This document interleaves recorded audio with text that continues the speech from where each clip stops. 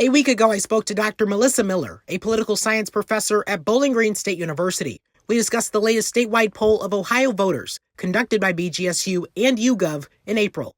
One of the subjects participants chimed in on was President Trump's second term thus far. She says that while overall their responses are a reflection of the margin by which he won the state in 2024, there's some signs of trouble for the Trump administration. Mirroring the story told by national polls, the president has lost steam, even with some of those who voted for him. He was +7 in February, the last time we polled, in terms of his job approval, and now he's -1. So some slippage there in terms of approval. And even further decline amongst independents. If you just look at the independents in our poll of 800 Ohio voters, he's underwater by 7 points in terms of that job approval. Also in lockstep with the national polls, the economy, once an issue where he polled the strongest, becoming now one of uncertainty with Ohio voters. There's certainly been some economic uncertainty, and is that being reflected in the Ohio poll? Absolutely reflected among Ohio voters.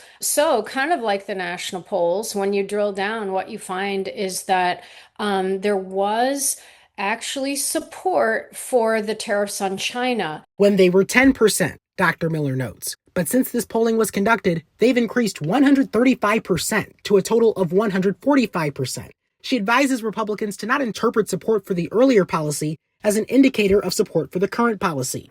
Switching gears to the thoughts of those polled on the gubernatorial race, Vivek Ramaswamy is a clear leader among Republicans. Vivek Ramaswamy is really benefiting from two things. One is, as you mentioned, his association with the Trump administration. And secondly, just from the name recognition. She says he is far and away relative to Attorney General Dave Yost, the other Republican candidate in the race, as well as hypothetical contenders Lieutenant Governor Jim Trussell and Senator John Husted, who says he'll run for re-election. The first choice of Democrats, however, hasn't even entered the race. Former Ohio Department of Health Director Dr. Amy Acton is the only declared Democrat for governor, but in the BGSU YouGov poll, trails behind former Senator Sherrod Brown.